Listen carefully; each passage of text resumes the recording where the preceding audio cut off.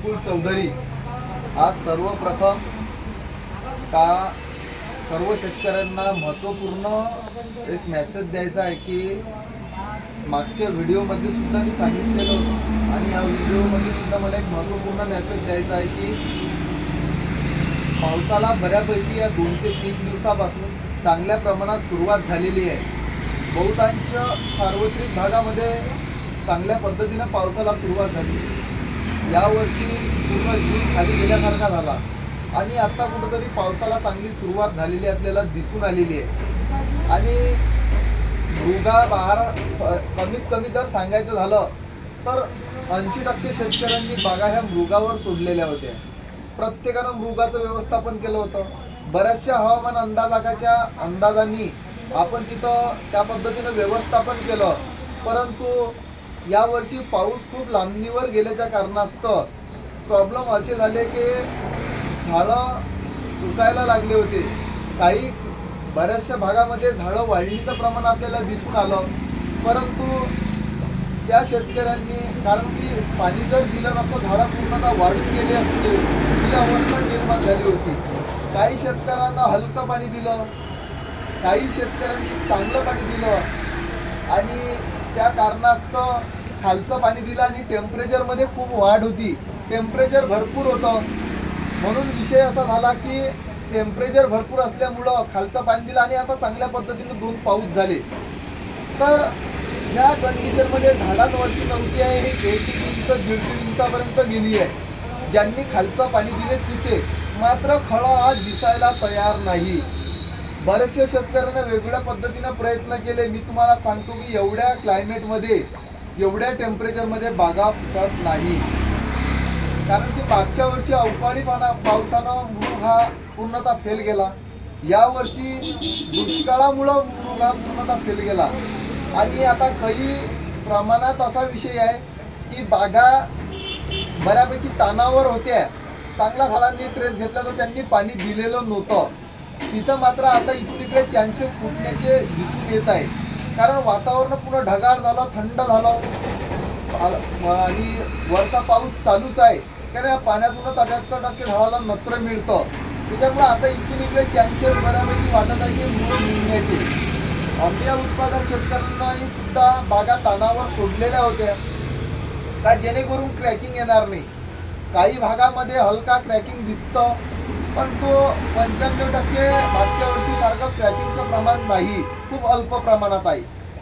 ह्या पद्धतीने तिथं व्यवस्थापन करण्याची गरज आहे। मी एक सर्वात महत्त्वाचा विषय सांगतो की बरेचसे शेतकरी हे सध्याच्या कंडिशनमध्ये मी या 2 ते 3 दिवसामध्ये सुद्धा पाहिलं का कलमीमध्ये बरेचसे प्रॉब्लेम जाणवतं का आम्हाला सुद्धा विचारते बरेचसे शेतकरी का तू कलम कोणती लावली। मी तुम्हाला सांगतो का इकडे तिकडे माइंड लावण्यापेक्षा जंबेरेवरची कलम लावा, सर्वात चांगली जातवान कलम घ्या आणि त्या कलमीचा परिपूर्ण विचार करून ते कलम लावा। कारण आपल्या परिसरामध्ये या एरियामध्ये सर्वात बेस्ट सर्वात चांगली जर कलम असेल ते जंबेरीवरची आहे। आपण जे कलम लावतो हे गलगलवरची असेल, बाकी अदर व्हेरायटी असेल, माझ्या हिशोबानं जंबेरीवरची कलम हे पतल्या कातडीचा फळ राहतं आणि मालामध्ये चमक राहते। 2-3 गोष्टी आपल्याला तिथं दिसून पडतं का त्या पद्धतीनं तिथं व्यवस्थापन तुम्ही कलमीचं करू शकता। पण कलम घेत असताना त्या गोष्टीचा बारकाईनं सखोल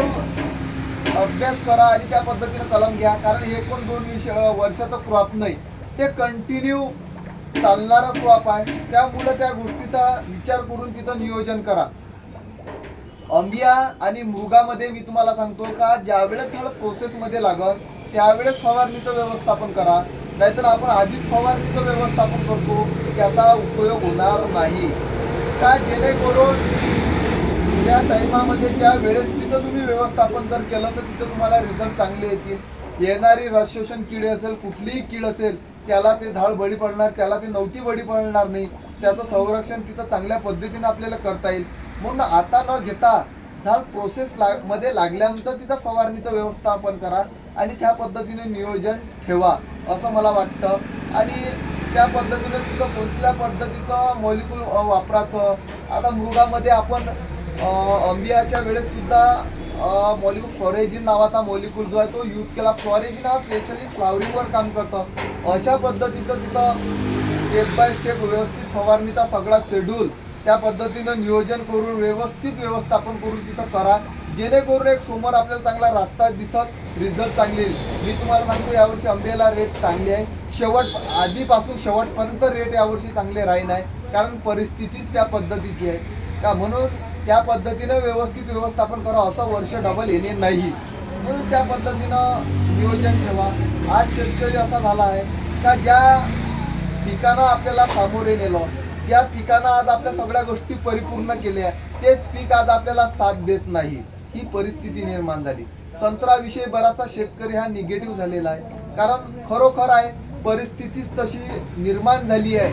आणि त्या परिस्थितीला आज आपली किती काही सांगणारं जरी असेल, पण शेवटी निसर्गापुढं काहीच नाही. निसर्गाचा अभ्यास करून, निसर्गाचं विश्लेषण करून आपल्याला चालावं लागतं आणि त्या पद्धतीनं शेतीचं नियोजन करावं लागतं. आता या वर्षी तुम्ही त्या पद्धतीनं व्यवस्थापन ठेवा, त्या पद्धतीनं बारकाईनं नियोजन ठेवा आणि खरोखर एक पतल्या कातडीचं फळ आणि मालामध्ये चमक, या दोन्ही गोष्टी आपल्याला तिथं दिसून पडेल. धन्यवाद.